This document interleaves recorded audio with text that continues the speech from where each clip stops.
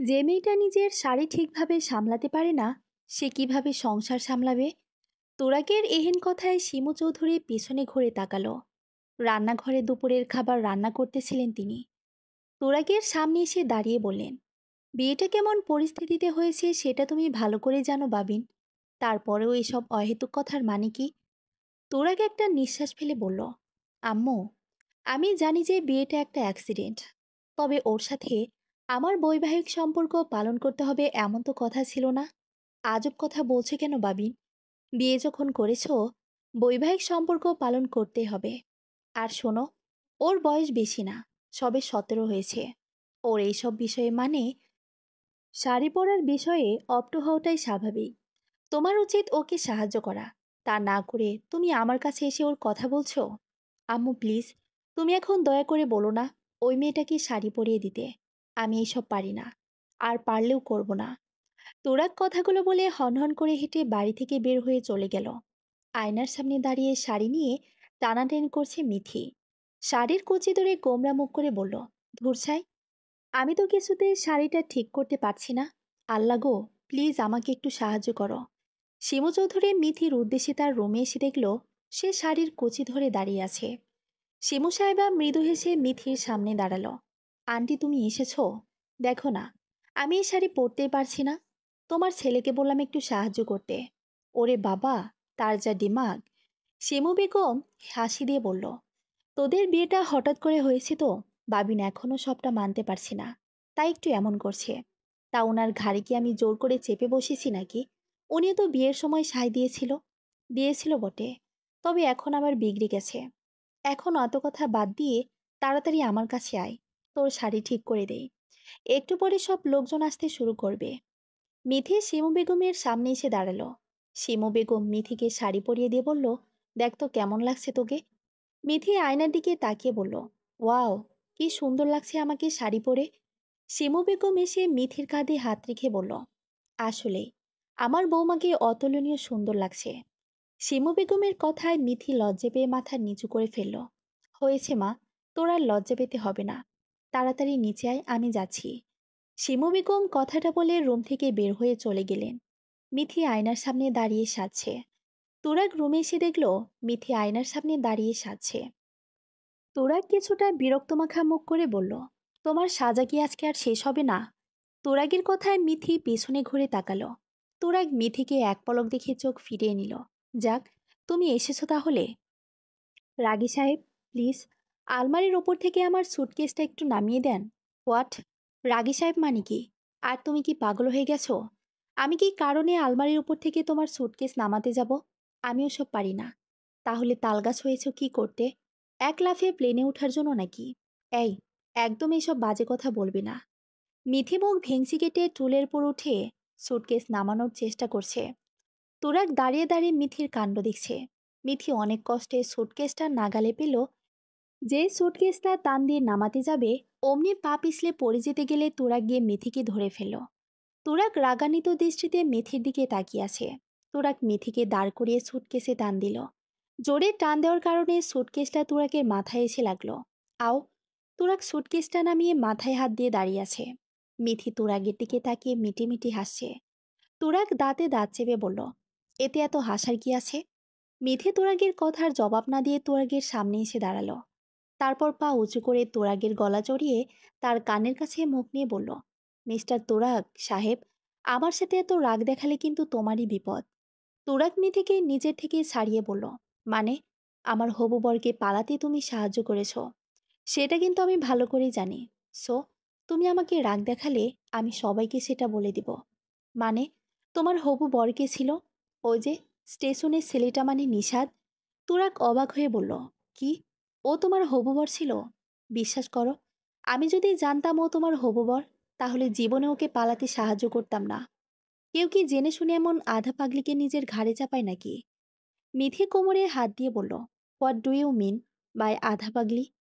তুমি যা সেটাই বলেছি। যদি বানান না জানো তবে আমাকে বলো, আয়নার উপর কালো কালিতে লিখে দেব। তুরাগের কথায় মিথি রাগে ফুঁসছে। আমি কিন্তু সবাইকে বলে দেব তুমি যে আমার হবু বরকে পালাতে সাহায্য করেছ। দেখো মিথি, আমি ইচ্ছা করে সাহায্য করিনি। তার চেয়ে বড় কথা, আমি তো জানতামই না ও একটা মেয়েকে ভালোবাসে, কিন্তু ওর বাবা মা বাধ্য করেছিল তোমাকে বিয়ে করতে, বিকজ তোমাদের অনেক টাকা আছে। তাই আমি ভেবে দেখলাম এমনটা হলে 3টা জীবনই নষ্ট হবে। তাই আমি ওকে পালাতে সাহায্য করেছি। বাট ও তো বলেছিল ওর হবু বউয়ের নাম মাসরিয়া। আমার নামই মাসরিয়া, মাসরিয়া রহমান মিথি। বাহ, নামের তো বাহার আছে, তবে বুদ্ধি তো হাঁটুর নিচে। না হলে কি কেউ অমন টুলের উপর উঠে লাফালাফি করে? তুরাগ কথাটা বলে বিড়বিড় করতে করতে ওয়াশরুমে চলে গেল। এত রাগী বর জুটল আমার কপালে। রাগে হবে না কেন? নামের মধ্যে তো রাগ শব্দটা আছে। তুরাগ। মিথি বুক ভেঙচি দিয়ে রুম থেকে বের হয়ে চলে গেল। ভাবি, তুমি তো জানো আমার মেয়েটা একটু পাগলি স্বভাবের, তুমি একটু মানিয়ে নিও। শিমু বেগম আয়শা বেগম হাত ধরে বলল, এত চিন্তা করিস না, মিথিমা ঠিক হয়ে যাবে। অল্প বয়স, তাই একটু দুষ্টামি তো করবেই। শিমু বেগমের কথায় আয়শা বেগম মৃদু হাসলেন। হয়তো শিমু বেগমের কথায় তিনি একটু শান্তি পেয়েছেন। তুরাগ ওয়াশরুম থেকে বের হয়ে দেখলো মিথি রুমে নেই। তুরাগ একটা নিঃশ্বাস ফেলে কাবার্ডের কাছে গেল। কাবার্ড খুলে দেখে তার সব কাপড় একপাশে রেখে আরেক পাশে নিজের কাপড় রেখেছে মিথি। তুরাগের মুখটা ক্ষণিকেই লাল বর্ণ ধারণ করলো। হঠাৎ শাড়ির উপরে রাখা চিরকুটের দিকে চোখ পড়ল তুরাগের। চিরকুটটা খুলে পড়তে শুরু করলো। এই যে শুনে রাগী বাবু, আমি এখন থেকে আপনার বউ। সো আপনার সব জিনিসে আমার অধিকার আছে। যার কারণে এখন থেকে কাবার্ডের এক পাশে আপনার কাপড় থাকবে, আর আরেক পাশে আমার। আর যদি দেখি আমার একটা কাপড়ও নড়চড় হয়েছে, তাহলে বুঝে নিন আপনার কপালে শনি আছে। ইতি, আপনার সহধর্মিণী। তুরাগ চিরকুটটা মুচড়ে ফেলে দিল বিছানার ওপর। তারপরে কাবার থেকে একটা পাঞ্জাবি বের করে পরে নিচে গেল। তুরাগ নিচে যেতে মিঠি ছুটে এসে তুরাগের সামনে দাঁড়ালো। তুমি কি পাগল মিঠি? বাড়ি ভর্তি মানুষের সামনে এবার দৌড়াদৌড়ি করছো? এই শোনো, এত জ্ঞান দিবে না। আমার যা ইচ্ছে আমি তাই করব। তুরাগ মিথির কথা কোনো ভ্রুক্ষেপ না করে তার বন্ধুদের কাছে চলে গেল। মিথি ঠায় দাঁড়িয়ে আছে। মনে হচ্ছে আমাকে না, ওনার বন্ধুকে বিয়ে করেছে। মিথি মুখ গোমরা করে চেয়ারে গিয়ে বসলো। তবির এসে মিথির পাশে বসে বলল, কি হয়েছে ভাবি? বৌভাতের দিন এমন মুখ কালো হয়ে বসে আছো। হায় রে দেবরজি, তোমার ভাইজা মানুষ আমার দিকে তো খেয়ালই নাই। হাই মেয়ে কেয়া কারো। মিথি কাঁদো কাঁদো মুখ নিয়ে কথাগুলো বলল। ভাবি একদম প্যারা নিও না, আমি এক্ষুনি গিয়ে মাকে বলছি। তবির মিথির পাশে থেকে উঠে শিমু বেগমের কাছে গেল। আম্মু, ভাইয়া গিয়ে আদি ভাইয়ের সাথে গল্প করছে, আর ওদিকে ভাবি মুখ গোমরা করে বসে আছে। এই ছেলেকে নিয়ে আমি আর পারি না। তুই যা, আমি তোরাকে ডেকে আনতেছি। শিমু চৌধুরী গিয়ে তোরাগের সামনে গিয়ে দাঁড়ালো। কিছু বলবে আম্মু? বাবিন, তোমার এখন মিথির পাশে বসে থাকার কথা, এখানে দাঁড়িয়ে গল্প করার কথা না। আম্মু, আমি এসব পারবো না। শিমু বেগম কড়া কণ্ঠে বললেন, সবসময় একঘেয়েমি চলে না। যা বললাম সেটা করো। বাড়ি ভর্তি মানুষের সামনে সিনকেট করো না। তোরাগার কিছু না বলে হনহন করে হেঁটে মিথির পাশে গিয়ে বসলো। তুহিন সাহেব এসে শিমু বেগমের কাঁধে হাত রাখল। শিমু বেগম পিছনে ঘুরে তাকিয়ে হাসি দিলেন। যাক, আপনি তাহলে এসেছেন। সারাদিন আপনার ছেলে আমাকে পাগল করে ফেলেছে। কি করব বলো, অফিসে এত কাজের প্রেশার। এত বড় ছেলে থাকার পরও যদি বুড়ো বাপকে অফিস সামলাতে হয়, তাহলে আর কি হবে? আজকে অনুষ্ঠানটা মিটে যাক, তারপরে এই বিষয়ে বাবিনের সাথে কথা বলতে হবে। তুরাগ পাশে এসে বসায় মিথির মুখে হাসি ফুটল। সে তুরাগের দিকে মুচকি এসে তাকিয়ে আছে। তুরাগ তার দিকে তাকাতেই সে চোখ টিপ মারল। তুরাগ চোখ রাগ করে মিথির দিকে তাকালো। মিথি জিহ্বা বের করে তুরাগকে ভেঙ্গালো। তুরাগ একটা দীর্ঘশ্বাস ফেলে সামনের দিকে তাকিয়ে বসল। তুরাগ বসে বসে ভাবছে। তুরাগ মনে মনে বলল, আচ্ছা, আমি যে নিশাদকে পালাতে সাহায্য করেছি, সেটা মিথি জানলো কিভাবে? মিথির তো জানার কথা না। তার মানে ও কি স্টেশনে এসেছিল?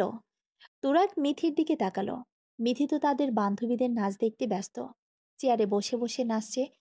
তুরাগ বিরক্তি নিয়ে মিথিকে বলল, এখানে বসে না লাফিয়ে ওদের সাথে গিয়ে নাচলেই তো পারো। তুরাগের কথায় মিথি ভ্রুকুচকে তুরাগের দিকে তাকালো।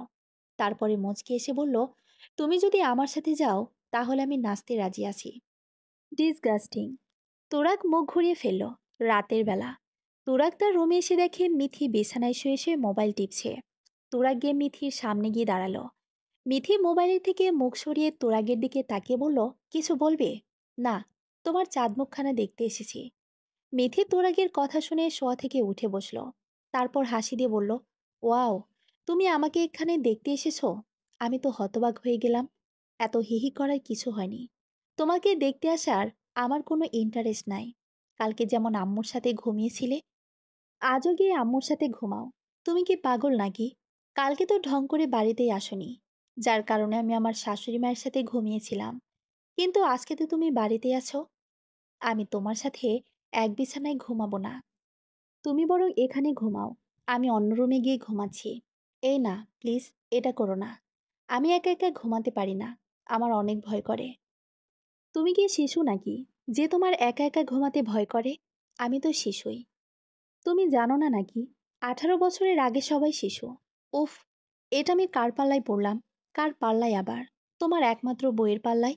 মিথি কথাটা বলে লজ্জামাখা হাসি দিল। তোরা কপাল কুঁচকে দাঁড়িয়ে আছে।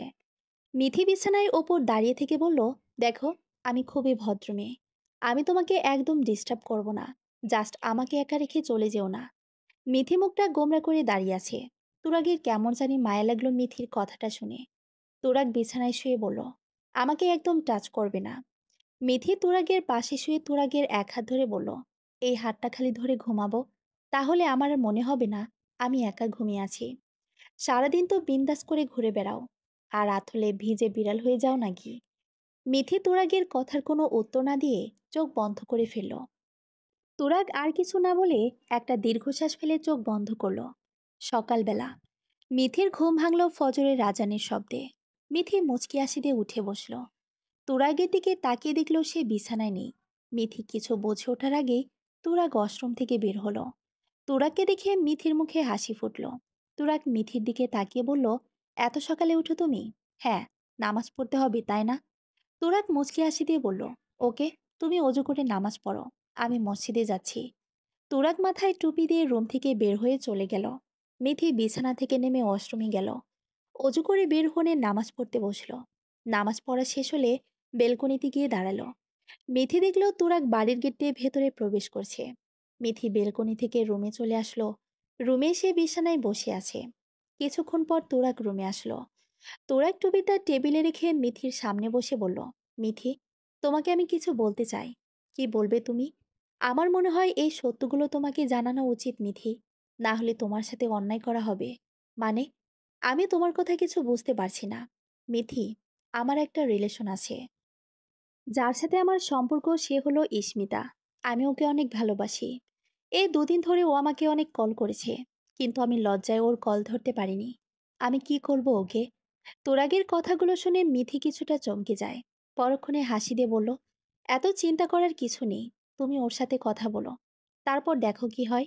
মিথি, তুমি এই কথা বলছো, এতে অবাক হওয়ার কি আছে? দেখো, এখন আমারই অনেক লজ্জা লাগছে। আমি তোমাদের মাঝে চলে এসেছি, এত ভেবো না, বুঝলে?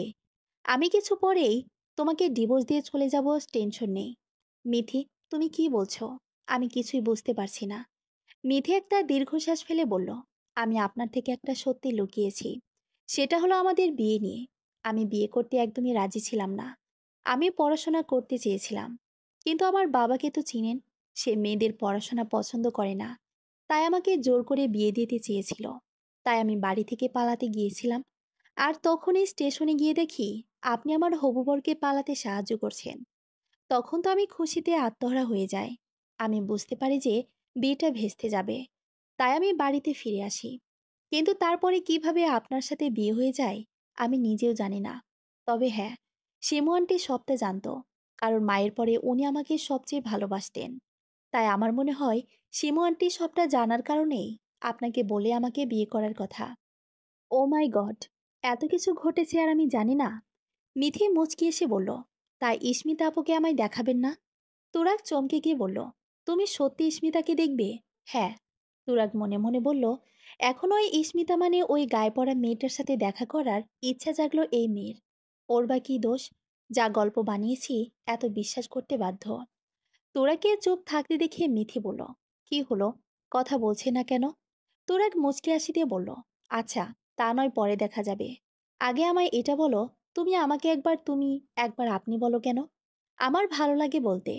তুরাগ আর কিছু না বলে বিছানার একপাশে শুয়ে পড়ল। মিথি ভ্রুকুচকে তুরাগের ঘুমন্ত মুখের দিকে তাকিয়ে আছে আর ভাবছে, এই লোক কি সবটা সত্যি বলেছে, নাকি কোনো ঘাবলা আছে?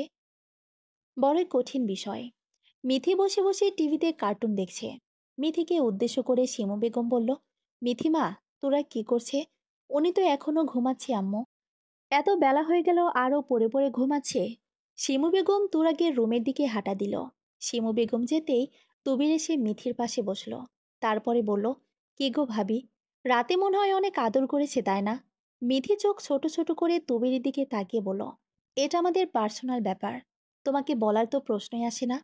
মিথি কথাটা বলে মুখ ঘুরিয়ে ফেল। তুবির হাসি দিয়ে বলল, তুমি আমার চেয়েও পিচ্ছি ভাবি। এই তুবি, একদম বেশি বুঝবে না বলে দিলাম। ভাবি। মিথি কানে হাত দিয়ে বলল, ষাঁড়ের মতো চেঁচানোর কি আছে? তুমি বলো না ভাবি, এটা মেয়েদের নাম। মিথি মুচকি এসে বলল, আমি তোমাকে তুবিই বলবো। তুবির মুখ গোমড়া করে উঠে চলে গেল। মিথি বসে বসে হাসছে। শিমু বেগম তুরাগের রুমে গিয়ে দেখল সে ঘুমিয়ে আছে। শিমু কয়েকবার ডাক দেওয়ার পরে তুরাগের ঘুম ভাঙল। তুরাগ চোখ ডলতে ডলতে বলল, আম্মু, এত ডাকা লাগে নাকি? তোর ঘুম ভাঙতে এত টাইম লাগে কেন বাবিন? আমি সকালে উঠে নামাজ পড়েছি তো। নামাজ পড়েছিস ভালো কথা, তাই বলে 11টা পর্যন্ত পড়ে পড়ে ঘুমাবি? তোরাক বিছানা থেকে উঠে দাঁড়িয়ে শিমু বেগমের গলা জড়িয়ে ধরে বলল, সরি আম্মু, আর হবে না। হয়েছে এখন বাচ্চামো, বাদ দিয়ে ফ্রেশ হয়ে নিচে আয়। তোরাক মুচকে এসে ওয়াশরুমে চলে গেল। শিমু বেগম নিচে চলে গেলেন। তোরাক নিচে এসে নাস্তা করতে বসলো। তোরাক ড্রয়িং রুমের দিকে তাকিয়ে দেখলো মিথি বসে বসে চকলেট খাচ্ছে আর টিভিতে কার্টুন দেখছে। যা দেখে তোরাক মুচকি হাসলো। তোরাক নাস্তা শেষ করে উঠতেই হঠাৎ কলিং বেল বেজে উঠল। মিথি উঠে গিয়ে দরজা খুলে দিল। মিথি ভ্রুকুচকে জিজ্ঞেস করলো, কে আপনি আপু? তুমি কে? আমি মিথি। মানে তুমি তোরাগের বউ? হ্যাঁ। তোরাক তো ইস্মিতাকে দেখে হা হয়ে তাকিয়ে আছে। তুরাক মনে মনে বলল, আল্লাহ, এই মেয়ের আসার কি দরকার ছিল? তুরাক দাঁড়িয়ে ইস্মিতা আর মিথির কথোপকথন শুনছে। ইস্মিতা মুচকে এসে বলল, আমি ইস্মিতা। ইস্মিতার নামটা শুনে মিথির হাসি মুখটা মলিন হয়ে গেল। মিথি নিজেকে সামলে মুচকি হাসি দিয়ে বলল, আপু ভিতরে আসুন। হ্যাঁ, ভিতরে তো যাবই। ইস্মিতা মিথির সাথে বাড়ির ভেতরে আসলো। ইস্মিতা তুরাগের সামনে দাঁড়িয়ে বলল, এমনটা তুমি কি করে করলে তুরাগ? আমার ভালোবাসা কি মিথ্যে ছিল? তুরাগ চুপ করে দাঁড়িয়ে আছে। সে কি বলবে তাই ভাবছে। কারণ সে ইস্মিতাকে পছন্দ করে না। কিন্তু মিথিকে বলেছে ইস্মিতা তার গার্লফ্রেন্ড। মিথি মুচকি এসে বলল, আপনারা দুজন কথা বলুন, আমি বরং কফি নিয়ে আসছি। মিথি কথাটা বলে রান্নাঘরের দিকে চলে গেল। মিথি যেতেই তুরাগ বলল, তুমি এখানে কেন এসেছো ইসমি? এটা জানতে যে তোমাকে ভালোবাসাটি কি আমার অন্যায় ছিল? দেখো ইসমি, তুমি আমাকে ভালোবাসলেও আমি তোমাকে ভালোবাসি না। সেটা তো আমি ভালো করে জানি। কিন্তু বিয়ে করার আগে একবার অন্তত জানাতে আমায়। জানানোর মতো পরিস্থিতি ছিল না। আর তোমাকে জানানোর কোনো আগ্রহ ছিল না। এস্মিতা তাচ্ছিলের হাসি দিয়ে বলল, সেই তো। আমি তোমার কে? আসলে কি জানো, আমাদের দুনিয়াটাই বড় আজব। যে যাকে চায় তাকে সে পায় না। থাক, এসব বাদ দে। আমি তোমাদের মাঝে কোনো ঝামেলা বাঁধাতে আসিনি। জাস্ট কয়েকদিন ঘুরে চলে যাব। আর তুমি তো জানোই, এই পৃথিবীতে তোমরা ছাড়া আমার আর কেউ নাই। তোরা কিছুক্ষণ ইস্মিতার দিকে তাকিয়ে থেকে চলে গেল। তুমি কখনোই আমার কষ্ট বুঝবে না তোরা। ইস্মিতা কথাটা বলে চোখের কোণের পানি মুছে ফেলল। শিমু বেগম এসে ইস্মিতার সামনে দাঁড়ালো। শিমু বেগমকে দেখে ইস্মিতা হাসিতে উনাকে জড়িয়ে ধরল।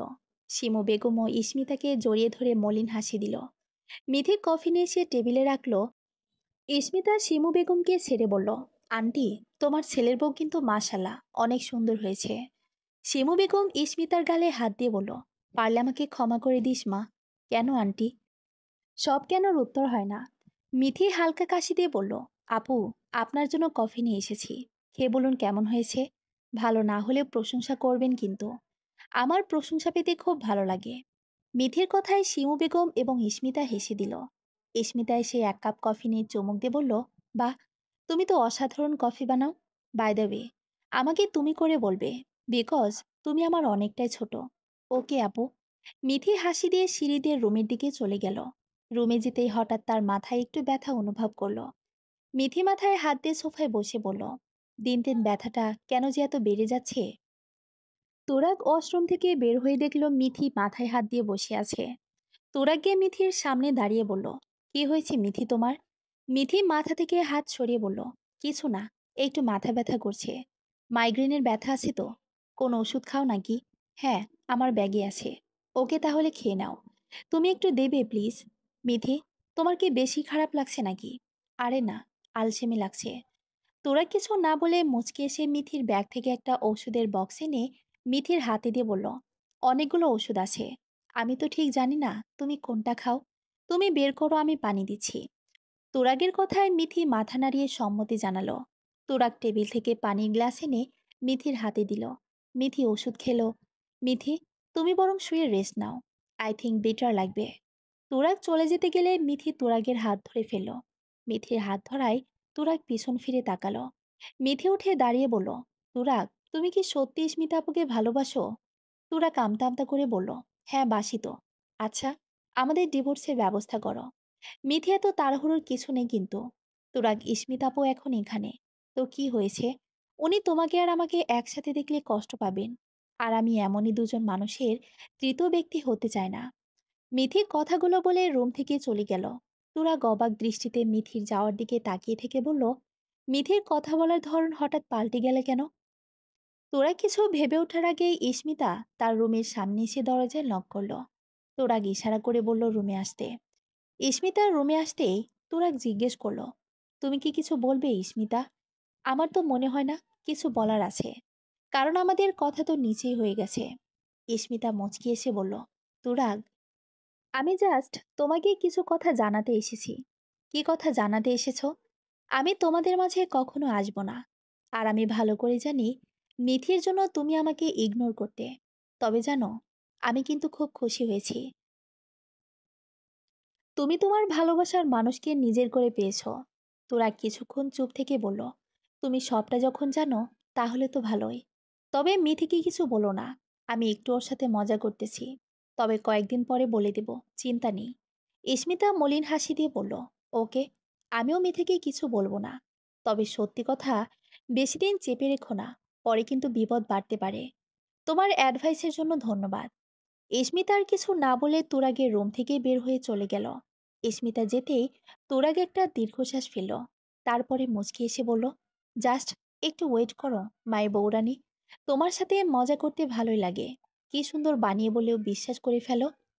তুরাগ কথাটা বলে নিচে চলে গেল। তুরাগ নিচে গিয়ে চারিপাশে একবার চোখ বুলিয়ে নিল। তুরাগের দু চোখ মিথিকে খুঁজছে। তবে তুরাগ মিথিকে কোথাও দেখতে পাচ্ছে না। হঠাৎ তুরাগের চোখ পড়ল বাড়ির বাগানে। তুরাগ দেখল মিথি একা একা ব্রেঞ্চে বসে আছে। তুরাগ গিয়ে মিথির সামনে দাঁড়িয়ে বলল, এখানে একা একা বসে আছো কেন? আমার সাথে বসে থাকার কোনো সঙ্গী আছে নাকি? তুরাগ মিথির কথার জবাব না দিয়ে মিথির পাশে বসে পড়ল। দুজনের মাঝে নীরবতা। মিথির নীরবতা ভেঙে বলল, তুরাগ, আমার কেন জানি মনে হচ্ছে আমি আর বেশি দিন বাঁচব না। তবে যতদিন বাঁচি ততদিন আমায় তোমার বুকে একটু জায়গা দিবে প্লিজ? মিথির কথা শুনে তুরাগের বুকটা কেঁপে উঠল। সে নিজেকে সামলে মিথির হাতটা শক্ত করে ধরে বলল, কি হয়েছে তোমার মিথি? জানি না, তবে মনে হয় না আমি বেশি দিন বাঁচব। তুরাগ মিথির কথা সহ্য করতে না পেরে শক্ত করে মিথিকে জড়িয়ে ধরে। মিথি, একদমই সব উল্টাপাল্টা কথা বলবি না। আমি তোমাকে অনেক ভালোবাসি মিথি। আমি তোমাকে ছাড়া বাঁচব না। মিথিও তুরাগকে জড়িয়ে ধরল। কিছুক্ষণ পরে মিথি জোরে হেসে দিল। তুরাগ মিথিকে ছেড়ে হা হয়ে মিথির দিকে তাকিয়ে আছে। মিথি, তুমি এভাবে হাসছো কেন? তুমি যে আমাকে ভালোবাসো সেটা তোমার মুখ থেকে বের করার জন্য আমি ওইসব বলেছি। কারণ ইস্মিতা আপু আর তোমার সব কথা আমি দরজার আড়ালে দাঁড়িয়ে শুনে ফেলেছি। মিথি, আর যা নিয়েই মজা করো না কেন, এইসব বেঁচে থাকবে না, মরে যাবে। এসব কথা আমি যেন আর না শুনি। আর এমন আড়ি পাতা একদমই ঠিক না। বারে, একটা মেয়ের সাথে আমি আমার জামাইকে ছেড়ে দিব? এটা তুমি ভাবলে কি করে? অনেক বকবক করেছ, এখান থেকে চলো। তুরাগ উঠে দাঁড়াতে মিথি তুরাগের হাতটা টেনে ধরল। তুরাগ পিছন ফিরে বলল, কিছু বলবে মিথি? মিথি বসা থেকে উঠে দাঁড়িয়ে তুরাগের সামনে এসে বলল, কখন আমাকে ছেড়ে চলে যাবে না তো তুরাগ? তুরাগ মুচকি এসে মিথির গালে হাত দিয়ে বলল, আমি আমার বউরানীকে ছেড়ে কোথায় যাব? যে আমার হৃদয়ের অংশ, তাকে রেখে কি দূরে যাওয়া যায়? মিথি হাসি দিয়ে তুরাগকে জড়িয়ে ধরল। তবে মিথি, তুমি কিন্তু আমাকে ভালোবাসি কথাটা বলনি। আমিও আমার বরবাবুকে অনেক ভালোবাসি। এভাবে 1 মাস কেটে গেল। স্মিতা তুরাগদের বাড়ি থেকে চলে গেছে। তুরাগ আর মিথির সম্পর্কটা অনেক সুন্দর হয়ে গেছে। একে অপরকে প্রচণ্ড ভালোবাসে। মিথি আয়নার সামনে দাঁড়িয়ে চুল বেনি করছে। তোরাক গিয়ে পেছন থেকে মিথিকে জড়িয়ে ধরল। এ হয়েছে তোরাক? মিথি, আমাদের মাঝে তো সবকিছু ঠিক হয়ে গেছে। এই 1 মাস জমিয়ে প্রেম করেছি, এখন অন্তত বাসরটা করতে দাও। মিথি মুচকি এসে বলল, নিজের অধিকার নিজে নিয়ে নিতে হয়। বেশ কিছুদিন ধরে তোরা খেয়াল করছে মিথি কেমন জানি চুপচাপ হয়ে গেছে। তোরাক মিথিকে ছেড়ে সামনে ঘুরিয়ে বলল, মিথি, তোমার কি কিছু হয়েছে? আমার আবার কি হবে? তুমি ইদানিং অনেকটা চুপচাপ হয়ে গেছো। কিছু না তুরাগ, এমনি মাথাটা একটু ব্যথা করছে তো, তাই। তুরাগ মিথির কপালে একটা চুমো দিয়ে বলল, তোমার মাথা দেখছি প্রায় ব্যথা করে।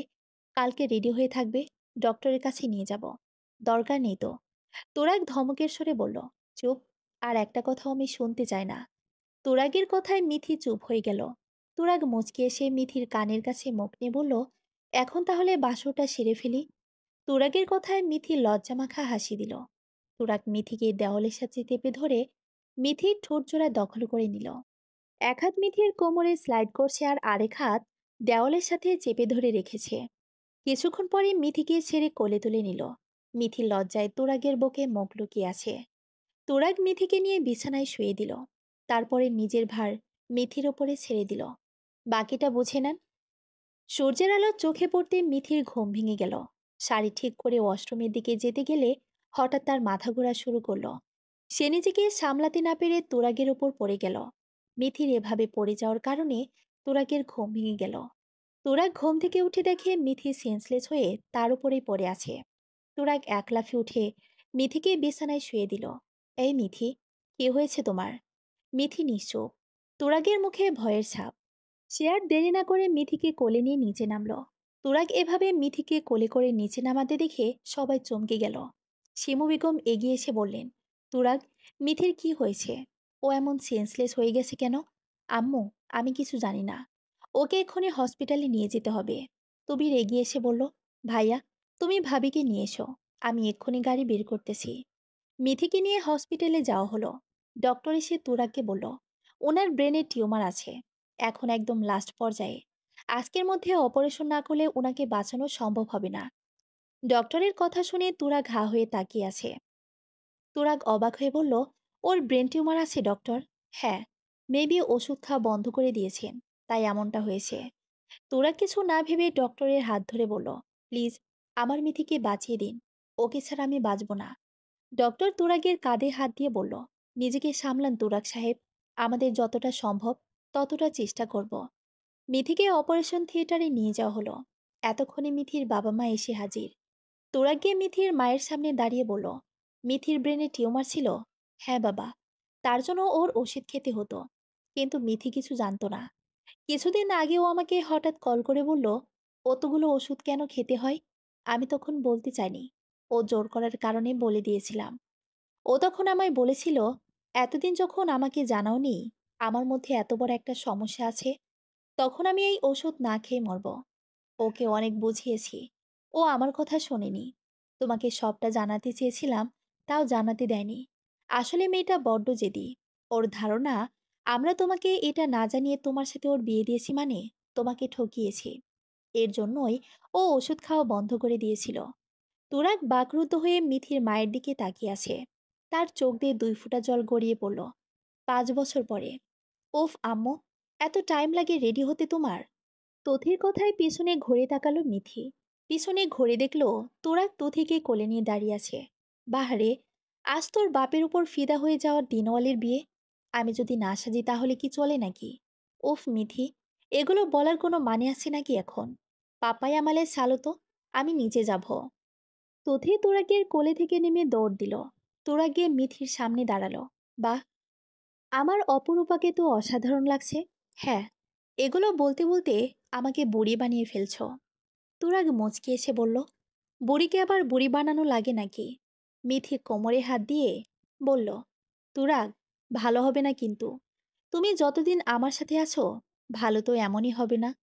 মিথি মুখ মলিন করে বলল, ওই দিন অপারেশনের সময় মরে গেলেই ভালো হতো, তাহলে আর তোমাকে এত কেউ জ্বালাতো না। তুরাগ জোরে চিৎকার করে বলল, মিথি, আমি যদি তোমার মুখে এইসব কথা আর একবার শুনি, তাহলে কিন্তু আমার চেয়ে খারাপ কেউ হবে না।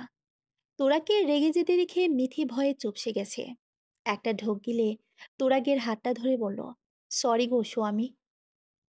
তোরাক মিথির দিকে চোখ রাঙিয়ে তাকিয়ে আছে। মিথি হালকা হেসে বলল, আর এমনভাবে বলবো না, হয়েছে এখন চলো। তোরাকদের বাড়িতেই ইস্মিতার বিয়ে হচ্ছে, কারণ ইস্মিতার আপন বলতে কেউ নেই। অনাথ আশ্রম থেকে ছোটবেলায় শিমু বেগম ওকে নিয়ে এসেছিল, তারপরে বিদেশে পড়াশোনা করানোর উদ্দেশ্যে পাঠিয়েছিল। কাজী বিয়ে পড়াচ্ছে। তোরাক দু থেকে কোলে নিয়ে মিথির কাঁধে হাত দিয়ে দাঁড়িয়ে আছে। মিথি তোরাকের বুকে মাথা দিয়ে বলল, সব ভালো যার, শেষ ভালো তার। তোরাক মিথির দিকে তাকিয়ে মুচকি হাসল। সমাপ্ত।